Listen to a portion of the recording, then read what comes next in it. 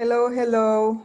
Welcome, everyone. I see that we are all here, the panelists and most of the participants. Wow, I see more than 100 people in this room. Greetings and welcome to all of you, and thank you for being with us today. My name is Kumba Toure, and I'm one of the coordinators of a Pan-African movement of solidarity called Africans Rising for Peace, Justice, and Dignity. And today I'm honored to be your host as part of the Aspen evaluation team that conducted the research and the evaluation for the Hewlett Foundation sub-strategy evaluation. So yes, I will ask my fellow panelists to turn on their videos so you can see them. Today, we have Julius Mbeya joining us from Kenya, who is the managing director of the Lua Community Alliance. We also have with us Stigmata Tenga, you can see her on the video, who is the executive director of the African Philanthropy Network. We also have with us Fatim Faye from the village of Tubab Jalao, the fisher village of Tubab Jalao, and who's a volunteer working with women and women's organizations right there. Just to make sure, as you listen to us, if you want to hear in French, si vous voulez entendre l'interprétation, vous pouvez aller sur le bouton interprétation. Toute la discussion est traduite en français. And again, thank you so much for joining us today from wherever you are. We hope you are healthy and safe and ready for today's conversation. Just to put a little bit of context here so we are clear, the reason why we're hosting and having this conversation is one, to launch the report that came out of the evaluation of the Hewlett, the Foundation's sub-strategy, but also to further the conversation, some of the same questions that were asked during that research that touch on issues of capacity building, of power, etc. We wanted to have our panelists today, Stigmata, Julius, and Fatim, to speak to those. I have to also just say that we are doing this in a particular context. Of course, the context of a world hit by a pandemic that have pushed all of us, including those of us who are maybe more sheltered, to face some of the deep inequality and issues around health. It's touching a lot of people, not only around health, but economics and so on. We are also having this panel in the aftermath of the brutal killing of George Floyd that's pushed and grew the global uprising, I want to call it, against racism in many ways. And all of these things, it did not let anyone, at least I want to say, in the, if we want to call it the development world, untouched. So somehow many questions that used to be asked anyway, that was pushed by certain people, listened by certain or not at all, today come back on the table with a different weight, I believe. So welcome again, and thank you for being here. I will start with Julius. My first really question here is to say, what in the report was something that you would like to underline, something that might have been surprising, or something that doesn't connect with your personal experience as a person who's working with organizations in the ground and have been doing this work for many, many years and have been in relationship with many different funders. And I have to remind that one of the reasons why you are here is also because you are not part of this ecosystem, we want to say, not specifically funded either by Hewlett or, you know, the grantees or the intermediaries that receive the funding from Hewlett. So we hope that both you, Fatim, and Sigmata will have more freedom to express yourself on these issues. So just very quickly, what really what comes up for you as you look at that report? Thank you, Julius. Yeah, thanks very much, Kumba, and great to be connected with the community attending this webinar today. First off, I just want to appreciate the evaluation approach that was adopted in coming up with this evaluation of the Hewlett support for SRH advocacy in the region. And the qualitative approach in general, in particular, because that enabled the evaluators to collect very nuanced feedback from both CSO partners as well as grantees. And in the report, you see a mix of, I would say a mix of candor and hesitation on the part of CSO responses that were given. And that is to be expected because we're talking about power and power shifting, and as recipients of the support that is being given either directly or indirectly, chances are that there are things that people would be willing to speak about openly, but also dependent on the relationships and limitations that happen in any evaluation. But I think I see real issues in power and capacity building being addressed in the report, particularly an intrinsic debate between whether funding should be direct or be directed through intermediaries, and the ever-present debate around restricted and unrestricted funding, and really issues around trust and questions of who is worth to be funded directly and who should go through an intermediary. And I think those are very real issues that we on the implementers or doers side actually confront on an everyday basis, and are issues that confront the development space that cannot just be wished away. And I think the report does a good job in bringing out that debate. And I'm hoping that through these conversations that we are having today, we can further debate around whether funding should take any of those forms. But the other thing that I think we should also appreciate that both the CSOs referred to as well as the intermediaries are operating at a certain level in terms of their capacity and in terms of their existence in the space. And that means that our conversations also must recognize that it wouldn't exclude some of the organizations that would not be operating at the same level. And I think then the question is, if we are talking about local level advocacy, at what level should we locate support, and who should be the recipient of that support so that that advocacy can actually meet the needs there. But in closing, I think I find the recommendations very much on point. I think the case around co-support or providing co-support for organizations as a way of capacity building, enabling organizations to be able to define their own capacity building needs and how to invest in them. I think that is a very great recommendation. Issues around budget control or control of the money as an avenue for exercising power. And I think it's a point of reflection, both on the part of funders and intermediaries, as to whether that is an unnecessary or unnecessary leverage that sometimes alters relationships between CSOs and the funding mechanisms that exist. And also just an understanding that power actually is not static, it shifts.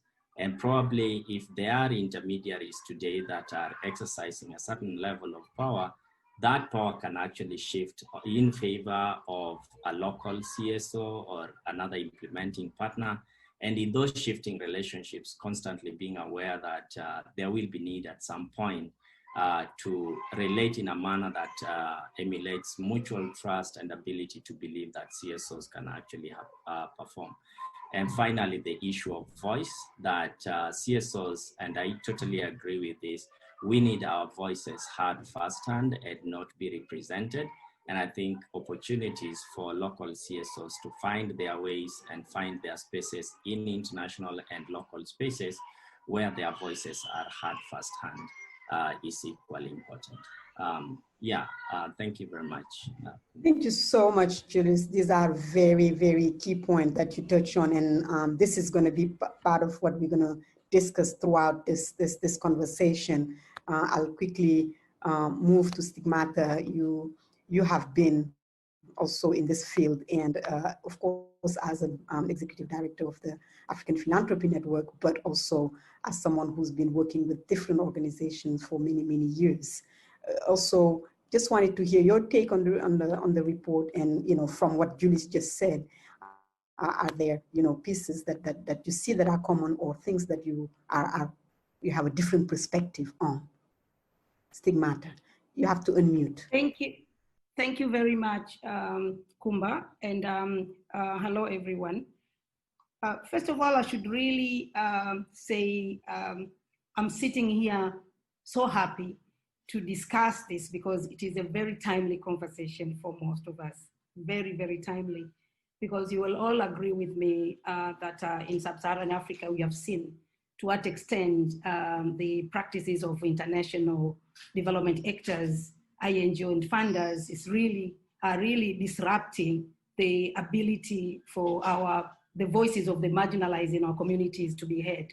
So seeing a donor who is looking to really to shift the power, or share the power, or if you want to say balance the power for real, it is so encouraging, because these conversations are often amongst us in the global south.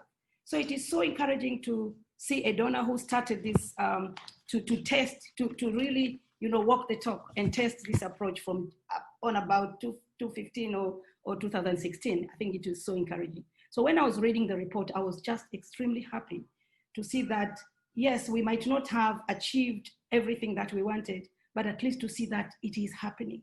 There is someone who is interested, who is testing it, who is putting this, the shift the power into practice, because we have always seen it as a hashtag and used it as a hashtag. So that is really making me happy. And through the report, we have seen many things, from the power shift and power sharing, the flow of conversations and communication and relationship from the funder who is held through the intermediary who are international NGOs to the civil society organization. We have seen their achievements, there are things that we can really celebrate about, and there are some things which we really need to interrogate a little bit further. But the time is also, I think the important thing for me, I think the time is also not that long for for the questions and the principles that the funder had posed to have realized and yield the outcome that were intended. However, seeing that more than 80% of the targeted civil society who are working with international NGOs are saying they were able to identify their own advocacy priorities, for me, that makes me very happy, because it is a rare opportunity that civil society are asked to identify priorities, but also it is a rare opportunity that their priorities are taken and implemented. Along with the same one, I think you can see that there are practices which are working very well, but there are practices which are still not working very well. For me, I think at the center of all this is the true partnership. And the true partnerships comes from the openness, transparency, which will then build trust. So some of the questions which would have helped the initiative to create long-lasting trust are what are still rated a little bit lower, including the conversations around, the conversations around what is the duration of the contract, for example. Because if I know the duration of my contract, sitting here as a civil society in the sub-Saharan Africa, it would have uplifted me from a focus on writing so many proposals or requests for funding, because I would then focus in realizing the outcomes. But if, continuing to work on project to project basis really takes a lot of energy and a lot of time.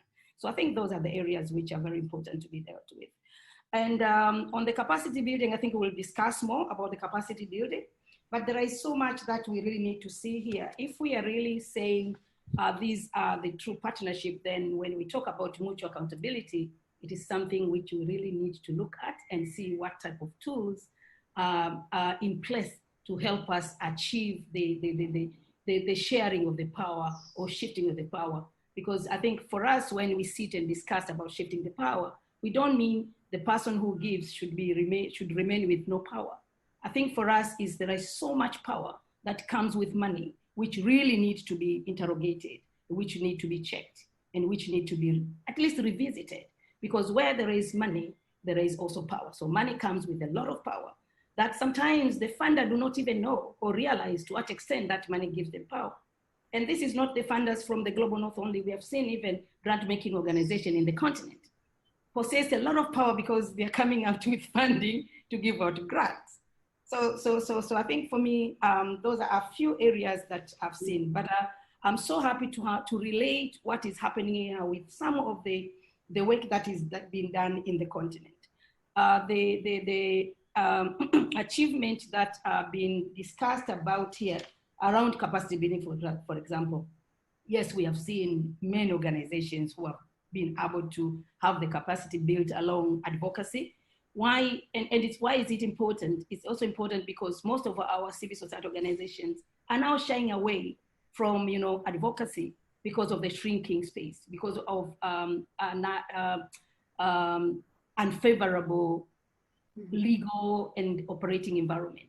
So when the organization is focusing on philanthropy or on advocacy, it is very, very important. And one of the areas that these civil society organizations have scored high is their capacity to now frame better their messages.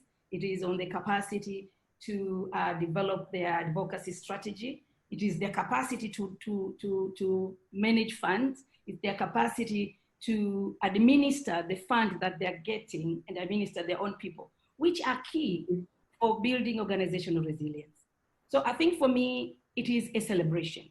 I cannot sit here and say I'm not celebrating. I'm celebrating a lot. It's a very, very positive step ahead. Thank you. I'll respond more in. Yeah, I'll come back to you. Just I want to get Fatim's comment quickly also on the report, and I'll come right back about the capacity part that you just developed at the end of what you were just saying. Fatim. Okay, you said Fatim quickly. What does that mean? Just to move from stigmata and come to you. Okay, thank you. I am here to represent the voices of those who do not have voice, the rural woman. I'm not an expert, and I'm not an expert on report reading and also report remembering. If you give me a report of 2 pages, I can't remember what's in it. If you give me a report of more than 10 pages, most of it I won't remember. So I'm here like a village woman. You're going to forgive me, everybody. And one thing that is very important for me that I've seen in the report and remember is the fact that when you have the funding goes through not just one period, but different periods. You know that just like Sigmata had said, you know that you can focus on doing what you are supposed to do instead of focusing on looking for other funds for the next year. Sometimes it's from one year to the next year. And most of the time. Lots of the time, and also energy and also capacity, because when we're talking about capacity building, like in a village, we're not trained to to do advocacy. We are trained to manage money and very, small amount of money. We are trained to do things like, tie-dyeing, that kind of thing, activities that generate funds. And we're not trained to look for money. I don't know if you understand where I'm talking from. Yeah. Not just reading the report, if the report comes to us, because most of the time we don't even access to reports. Reports do not come to like, grassroots associations like us. We are not more than like 100 or 200 women in a small village. Most of the time people do the reports based on the, how you call it? They come to us, ask questions from us and do the report, but we never get the report back. We never get what was said about us, what people have put in the report. Even if you ask for it, we don't get those reports. Thank you. Thank you so much, Fatim. I'm coming right back to you because this is the question of capacity building is definitely one, both you and Stigmata touched some of it. The question here is, has capacity been built? From your point of view, and from the years of working with civil society organizations, local groups, I don't know the number of training workshops and etc. that has been held, specifically on advocacy and but also in all kind of other issues. But still today, yes, there is a lot more to do. There is a far, road to go. I'll ask you, Julius, has capacity been built in your perspective, in the people, the organizations around you? Will it ever be built? Is the design made for it to be built? How does it work?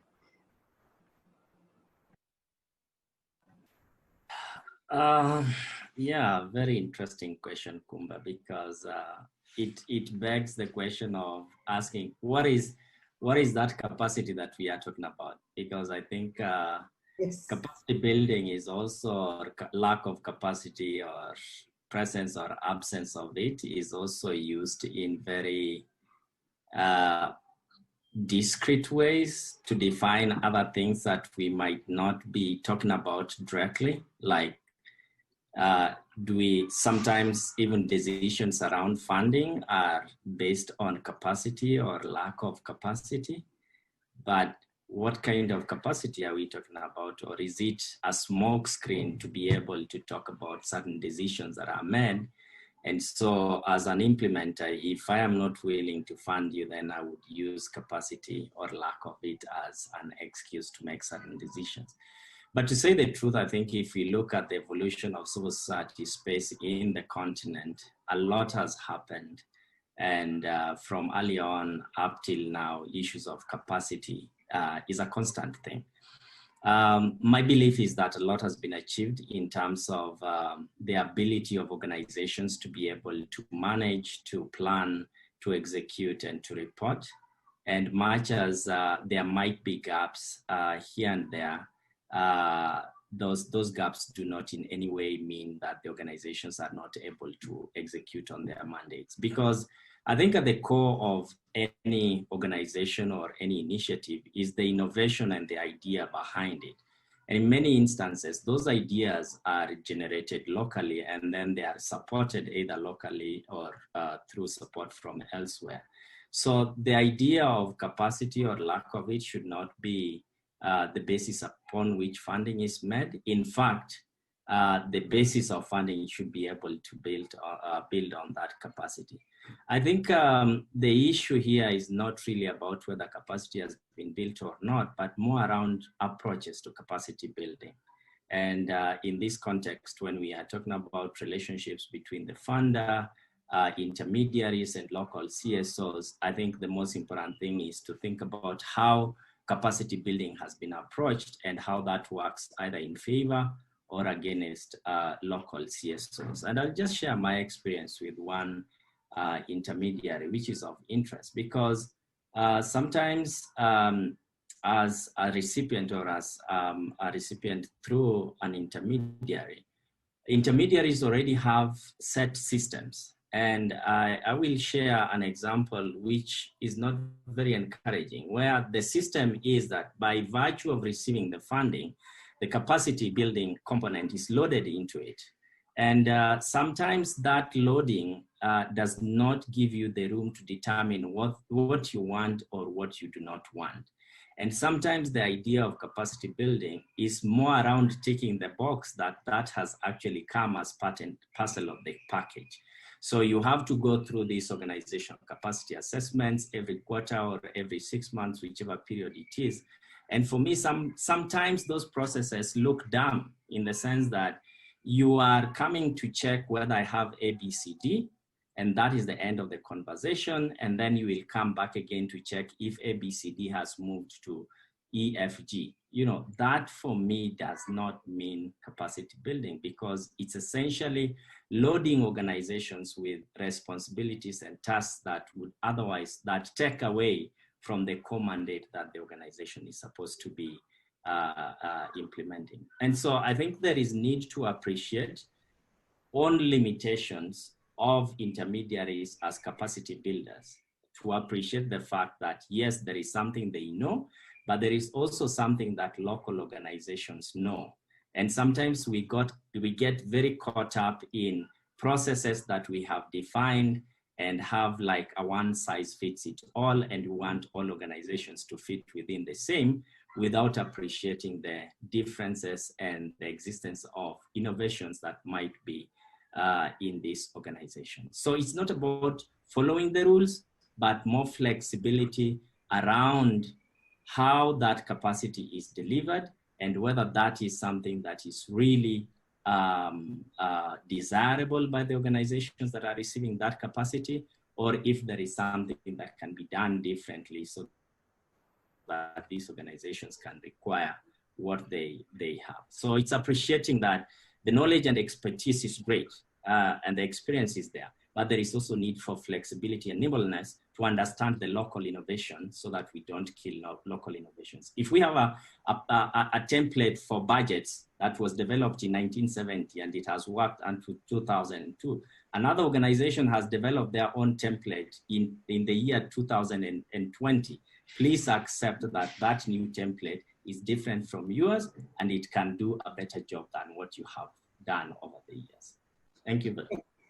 Thank you so much, Julius. There are many, many questions, springing on the chat box. I'll encourage you to go in it and read it. Some are directly, geared towards you, but still staying just on this issue of capacity and what you just said. Stigmata.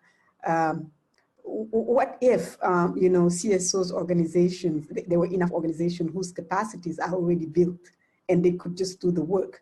So what would we do then with, intermediaries? Somebody's asking about that. Like, is this issue around capacity building, what is it exactly? Julius shared his own view on that. What is your take? Thank you, Kumba.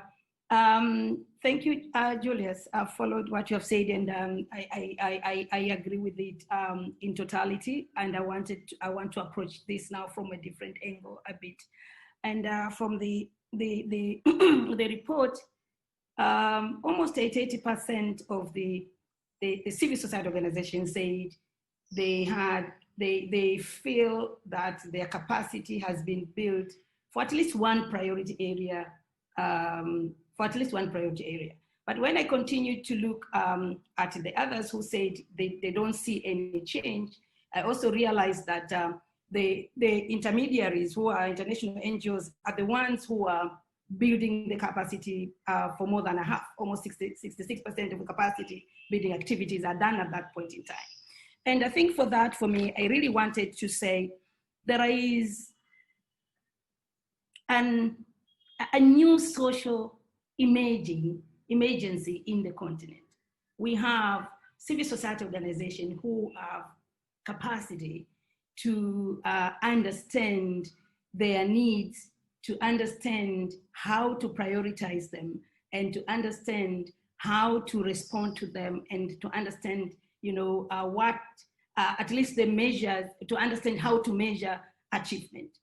And we normally come with a set of criteria for measurement, to measure achievement. And it's like saying, there is a saying for most people like us who are monitoring and evaluation people, like, if you cannot measure, it does not count. But most of those voices that count, it is the community who are very good in measuring them. And we have a lot of organizations who are able to do that. And even these civil society organizations, I believe they have capacity to even look for who can really help them to enhance their capacity to respond to their needs. And that should also be sometimes context specific. And another thing which I've seen is that not only in the report, but I've seen capacity building work, because we are saying, does it really change? Yes, we have seen capacity building work. I'll give you one example of the Women Writers Program, which is under the Women in Philanthropy Program that APN is implementing.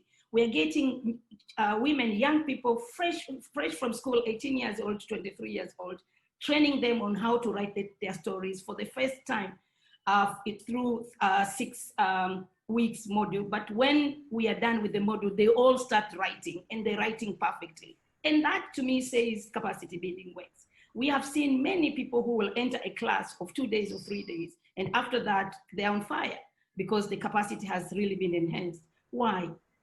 Because I think they have identified by themselves the need to fill that gap, and they are ready now to sit and listen and see that they can use the enhanced capacity, the enhanced knowledge to improve their lives or to do something. Oftentimes we call people in, build their capacity or give them new knowledge, but thereafter we don't give them any tools, or they never needed it, so they'll not go back to use it. So that is one area which is also bringing a lot of losses, I think, in that area. We have also so the capacity building, yes, it is possible, it is very real. And I wanted to tell you that we have also amongst us in the continent now, civil society organizations who have really seen how best to build the capacity, how best to enhance capacity, decision-making power, how best to enhance collective decision-making using different tools like participatory grant making. So we have an organization, at least 2 or 3 organizations in the continent who are using participatory grant making, and there are lots of success stories there. We have giving cycles for women, a lot of empowerment that is happening in there. You see that they will start putting together small funding and selling chicken, selling vegetables. They are putting small funding. They're already building schools and nursery schools and water collecting points in the villages and so forth. We have seen community philanthropy growing to at least make sure that we are now able to collect and resources from our continent, and that is the resources which gives us an ability to do whatever we want to do. We have seen growing number of affiliated funds, feminist funds, grant making organization, and so forth. So I think for me, yes, grant making works, but we should not approach it from the principle of a half full glass and a half empty.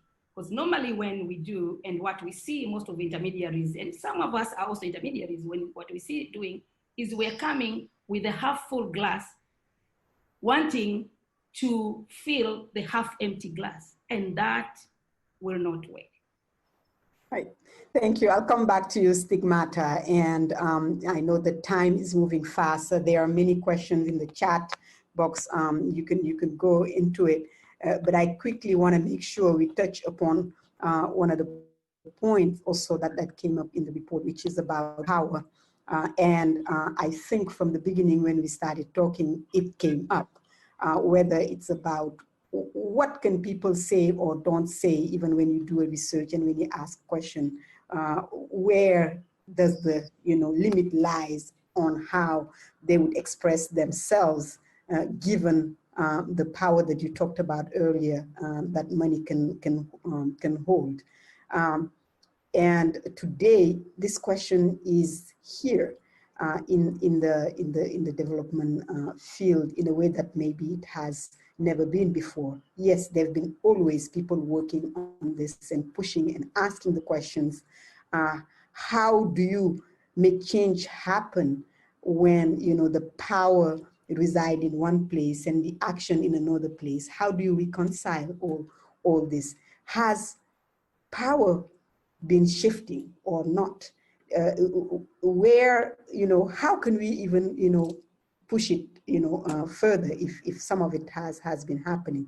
I'll start with you, Fatim, and come back to Julius, to Stigmata before Julius. But we need to talk about this because it seems like this is really where, everything starts. Fatim. And I'm glad to give you the floor, Fatim, because in many ways you are so free anyway from funding that yes, you can maybe tell us a little more about this. Thank you. Okay, as I just said before, I'm speaking from the grassroots, faraway village where the reports don't go, and even some intermediary don't come. Most of the funding that we've been collecting, and when I hear Stigmata speak about philanthropy, we have our own kind of philanthropy. Most of our activities have been funded by friends and family. Most. And again, most of it is not on capacity building, but how to raise money, how to make some money to put into the pot so that you can feed your family. This is what happened at the ground roots, And most of the time we've received people who come as friends. I'm sad to say it, like 50% or more than 50% come from the West, not from the continent. They come as friends and they give some funding and they trust you and they say, okay, this is the fund I give into your hand. You can do whatever you want with it. I don't want to report, because again, writing a report from a village is also something, it's not very easy. If you ask questions, like in making the report, if you ask questions to the women who've got the funding, what changed into your life? What changed since you've got that 50,000 CFA? Then you have the report. But if you ask a report with all those questions, these are how the measurement, how many women have been trained. Because what happened is when you start doing a project here, some women, they divorce and they change villages. Some of them, they were here because their husband was working in the village and the job has stopped and they've gone away. And some projects, they say, you must have 50 women who come 3 times a week for 2 hours. And women, they are looking for money. They can just sit in a class for, that long. And sometimes they say for a year time. Some women, they get pregnant. They give birth. They can't sit here and wait for your report to meet all the how you calculate what happened. But if you ask them questions, they can say, yes, from now on in my family, people look at me differently because they see me every once in a year going in Fatims on some other places. Most of the time we don't even have a center. It's some people's place where we go and people look at me different and they ask questions differently because they know I'm not alone. I am not alone. And those things we don't see in the report. Those things we don't calculate it. And I think these are, at least I'm talking about again, from the grassroots level. These are the things we need to see in the reports. If we see that as capacity. Thank you, Fatim. Julius, back to you. still in this issue of power, what do you see? Yes, we know that it needs to change, and it's clear that for us to be able to move forward, the center of power have to shift.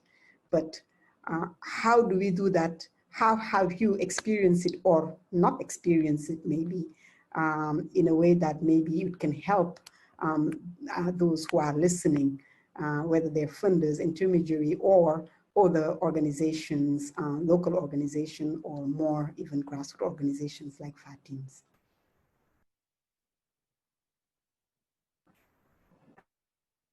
Sorry, I was muted.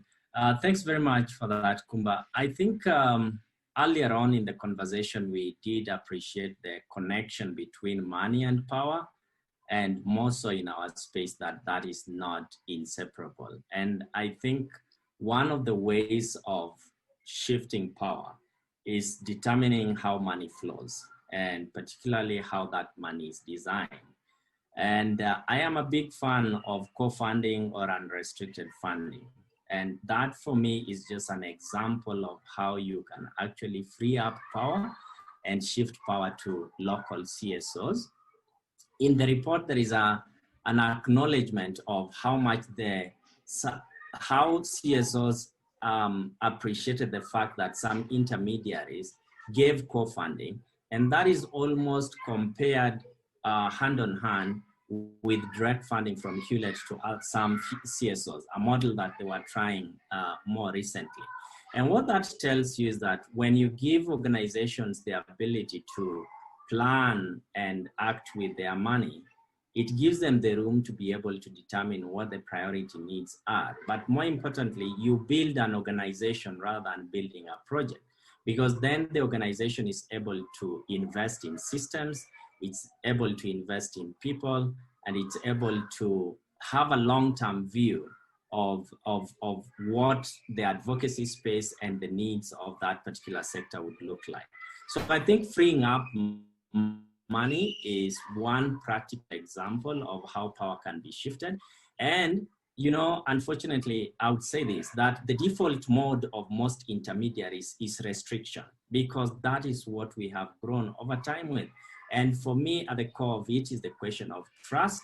Do we trust the organization enough to be able to use the money in ways that are beneficial? And I think if we have confidence that we have built capacity, then that confidence needs to be backed up with the ability of the organization to be given free hand to invest the resources that are located in a way that actually makes sense for those organizations. And I think over time, therefore, you get the organizations to a point where they can be able to exercise real power. The other thing that I would want to mention is also just the nature of project funding by itself.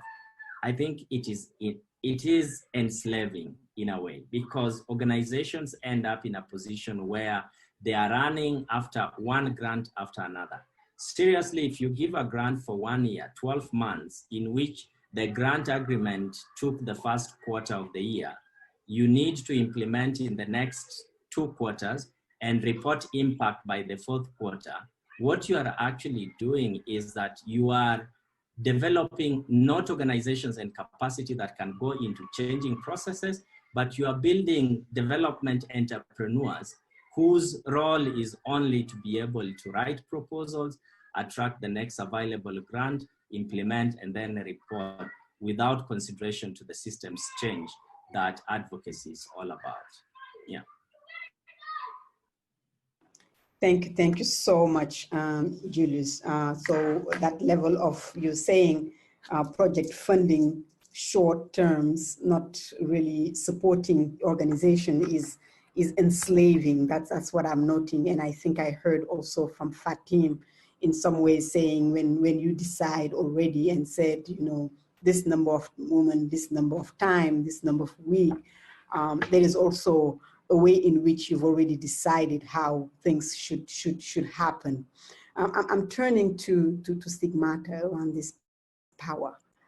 You know, power is something, whether it's in philanthropy or political when you have it in your hands, it's very easy, I want to say, to use it in ways that might not be helpful, if it's the least that I can say.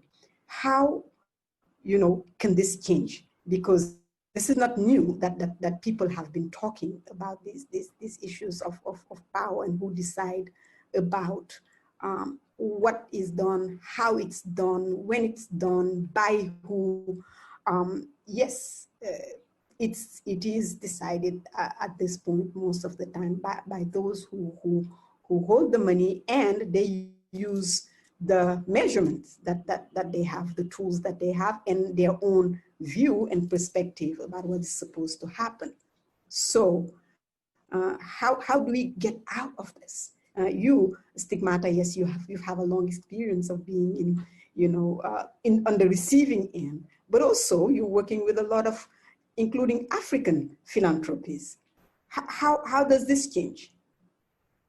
Okay, thank you so very much. I'll cut the story that I wanted to tell a little bit short because I know we are pressed with time. But the truth is, at APN, we seek to reclaim the power that is in various models of African giving, because there is a lot of giving that is happening in the continent. But one way of doing that is changing the mindset of our own Africans to start giving for social and systematic change, because now we give more for as direct support because of the situation that is there. So intervening into the power dynamics on, resources that are incoming, how is it being distributed, how is it being utilized, is the work that most of the African institutions today are doing.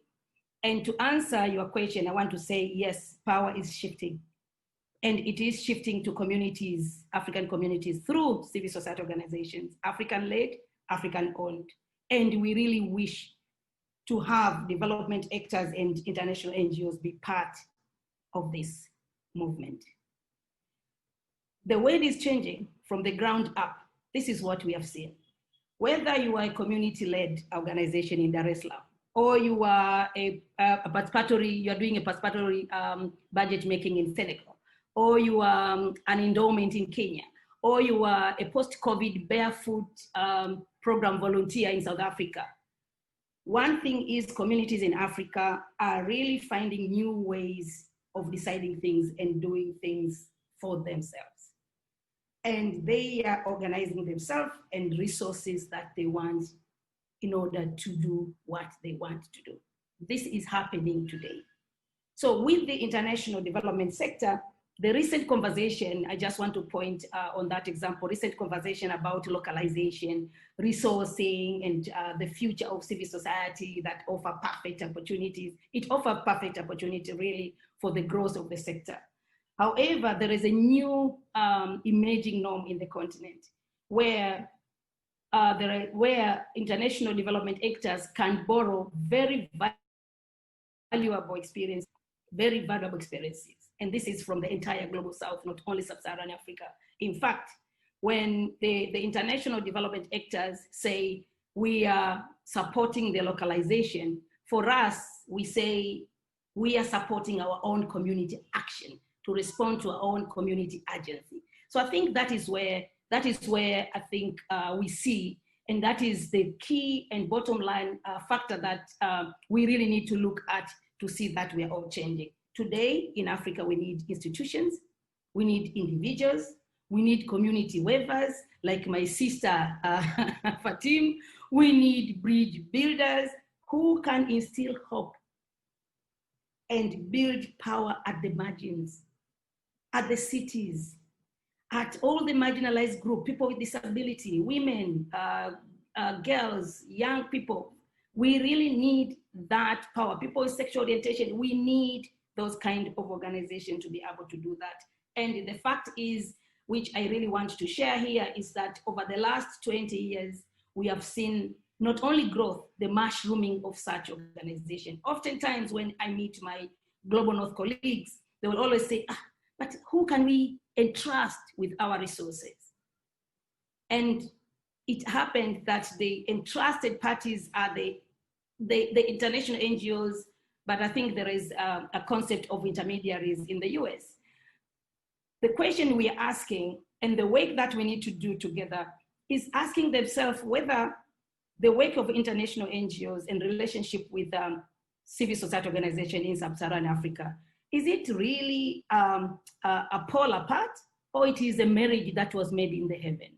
And if we don't respond to that question, we won't be able to gain much in terms of shift the power from having a gatekeeper in between civil society organization and the global North funders who are funding in sub-Saharan Africa. So for me, we really need to harness the power of the people in the continent. We really need to move away from seeing other, the continent, the civil society organization as beneficiaries, because they are not a beneficiary, they are a good by their own right.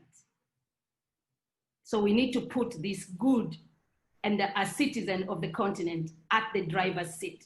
That is only when we are going to see power shift, and that is only when we will enable a true response to community agency in the continent and uproot the increasing social inequalities and injustices.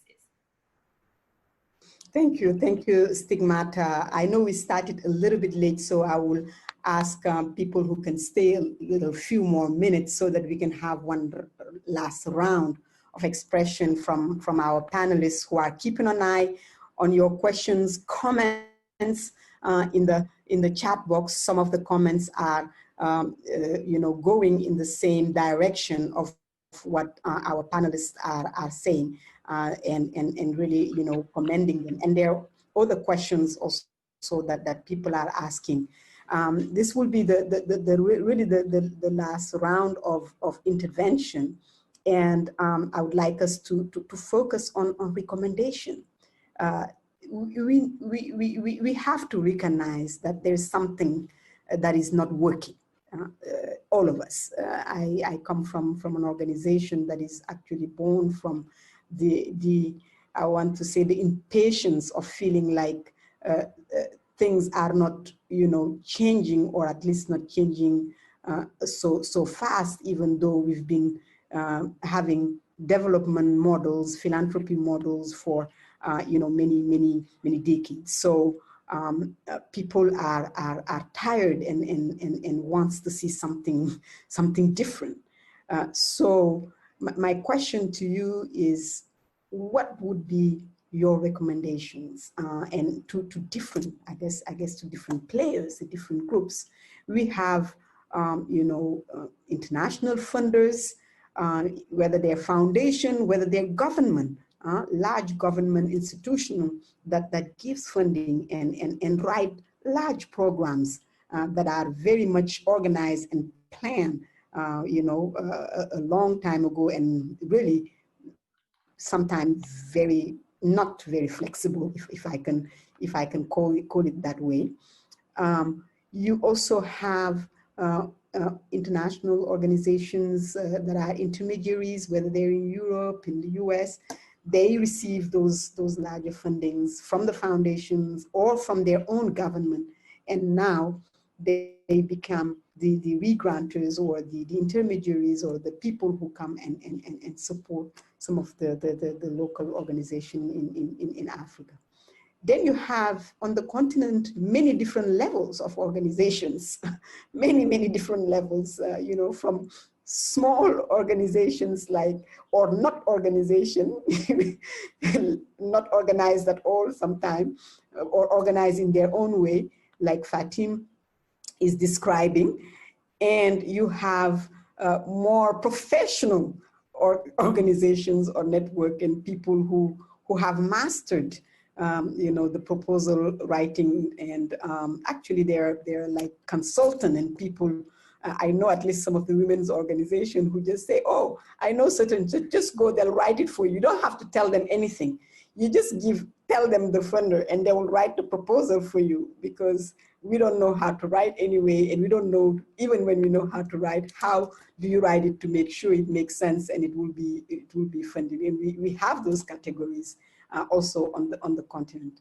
But truth is, if we are honest and really want about change and justice on this continent and globally, something has to change at all of these levels. So I just want to hear in your last words what your recommendations would be. You make your pick to who you want to make your recommendation, whether it's the funders, the intermediaries, the local organization, the smaller group, or the individuals that are involved in this ecosystem. And I will start with Fatim this time. Thank you, Kumba. I like to advocate and lobby what I've been doing with the women here in the village. What we want is people who can come to us, you know, equal to equal, even if they have more money in their pocket that we have, and say, listen, I have 50,000 CFA, can you use it for something? And we like to send photographs. We like that that person can talk to the woman and ask them what changed into your life. And once we have collected those 50,000, and we put them in some place that we women, we call, in the village, we call it banks, because it is what, and even the people who work there, agents, they call themselves bankers, banks. That's mutuelle de santé, mutuelle de crédit. And those people, sometimes they cheat us. They take our money and we don't know where to go to complain. So what I would love to see, my recommendation is that if you want to build capacity with the women in our village, they need to know the information. If someone calling itself the bank takes your money, where do you go to claim that money? Because you go to the chief, you go to the police, they say this is not a civil complaint, it's financial. And women, after collecting painfully that money, they end up without that money. And also, I would love that women would not go to people and say, please write me a project. Women who don't know how to read and how to write, they know how to speak. They can make photographs.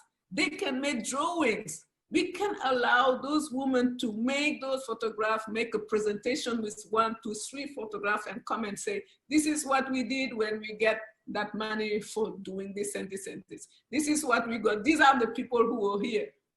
Those things, women, they can do it. But if you ask people from the grassroots to write a report of like 10 pages, somebody else is going to write it. And those things that the woman would like to put in the report, they will say, no, if you put this in the report, you'll never be funded again.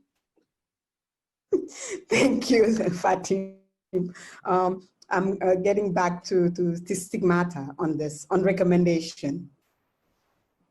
Wow, thank you, Kumba. It is difficult to recommend anything, but the first thing I want to start recommendation on where we started, recommendation to the donor and the international NGOs and the ecosystem of Hewlett-Packard to continue with this effort and to share broadly the experiences that are coming from the effort. But importantly is to really see that there is need to change practices so that we can really be able to accommodate the needs of those who want to uplift their life with. And to the civil society organizations, I would say, please, please, please work with our communities, all the community groups and constituencies, including Fatima, and unlock that collective power to make sure that we amplify their voices and their action. And if the action calls for any change in policy or practice, let it be. If the action calls for, an investment in social impact entrepreneurship, let it be. But let's focus on that. Let's continue to focus on that. And for the networks, the international NGOs and the African NGO, kindly let's continue to influence civil society actors and our governments to recognize the value of community philanthropy, the value of giving, the value of people giving, because we cannot continue to depend on the funding that is coming from global north. I'm not saying that is bad. Let it come to fill the gap. But we need to be readily available if we want to increase our resilience. Let's put value on community philanthropy as a driver for social and systematic change.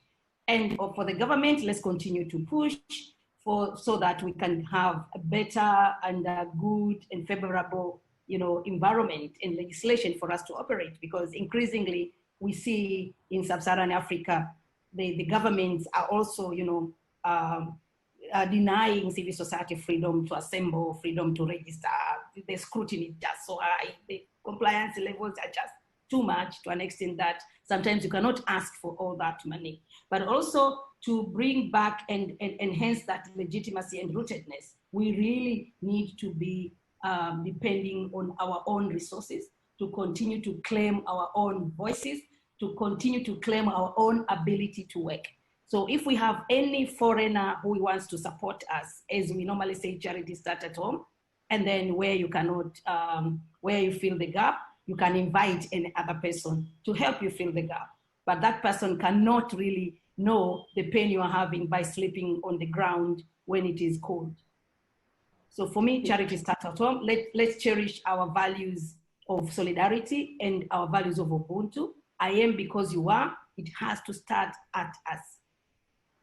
Let's change the mindset. Thank you. Thank you, Stigmata. Julius, recommendations. Yeah, thank you very much. First of all, I just want to say that I think civil society play a very important role in our context across the continent in terms of supporting livelihoods, creating the changes that we have seen in our communities over the years, and almost like paralleling government contribution to the social welfare and achievement of various rights. And through that, I think great things have happened as a result of partnership between local organizations and organizations in the North. And I think that is a partnership that can still continue to grow and to be nurtured in a way that it truly builds the capacity of local organizations to achieve the missions that they have set up themselves for. And I think the organizations that are open to those capacity building efforts have grown in the sense that they've actually moved systems and processes within those organizations that make them stronger and even stronger organizations. Having said that, I think my recommendations first, I think for funders is to free the money, make money unrestricted, and have a longer term view of development, that change happens slowly and change happens sometimes in very smaller steps that might be uncomfortable. I think those are the things that get us there. Related to the same, I think evaluating the needs between intermediary and direct support so that you can be able to understand your portfolio better and to know organizations that are at a level that they can be able to manage resources on their own. For intermediaries, I think I think my take is an accurate representation of the funder. And I think where I get problems is, for example, where the funder is providing unrestricted support, and then the intermediary changes unrestricted support to restricted support, which really limits the organization's capacity to be able to implement their efforts. But also very much appreciative of the capacity building efforts, but looking at capacity from the point of demand rather than supply driven, so that we can be able to answer to the real needs that the organizations might be having.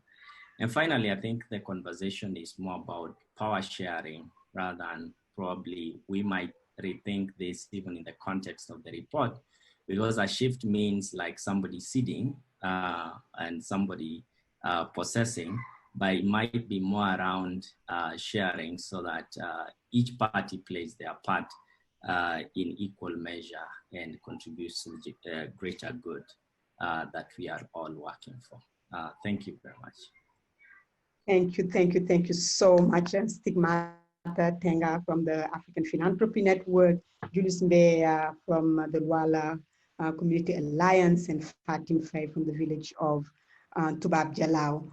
Thank you for sharing your thoughts today on this report, but also just going further on these questions of capacity building, power sharing, power shifting, in this work. I will just, conclude by saying this, that we heard a lot of things, we did the research, things that are written, things that are less written that we hear around, but definitely, clearly that from funders, people who hold the money, whether they're large foundations or government, funders, uh, there is a need for humility, not just deciding and knowing already what needs to happen in the world, then come to implement it. And in the way that it should be, in the time that it should be, etc. That it does more harm than good when it's so clear, when it's so largely defined beforehand. On the civil society side, yes, there is also a need sometimes to be more brave, sometimes to refuse funding like Fatim has done before, or sometimes to negotiate and really show that there is a partnership here, that what we want to make happen cannot happen just, by the money being present. But also, as Stigmata has said, there are experiences of people looking at the possibility to gather resources, and that one of the way out is gathering our own resources and standing with them first as other people come and bring theirs. And it brings some balance in the power sharing that you're just talking about, to say, okay, you bring some and I bring some, and let's see what we can do also together. From the local, some of the organizations that are not seen at all, and I think this is where Fatim stands in this panel, is that in this whole conversation of, capacity building and power sharing and development, there are people and there are organized people that are not touched, that are not seen, that are totally invisible, and that are most of the time, everything that they're doing is, I mean, the people that get to them generally are the business people. We have to tell the truth.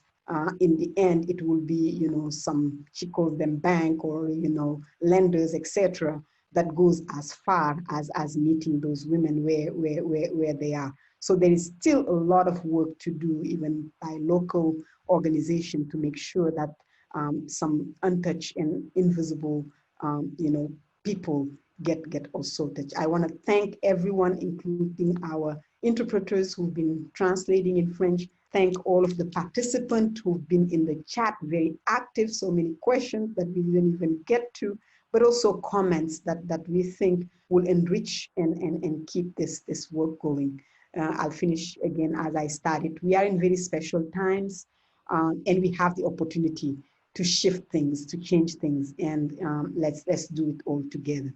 Thank you so much for the whole team, the technical team at Aspen that also helped us do this today. Thank you, and bye.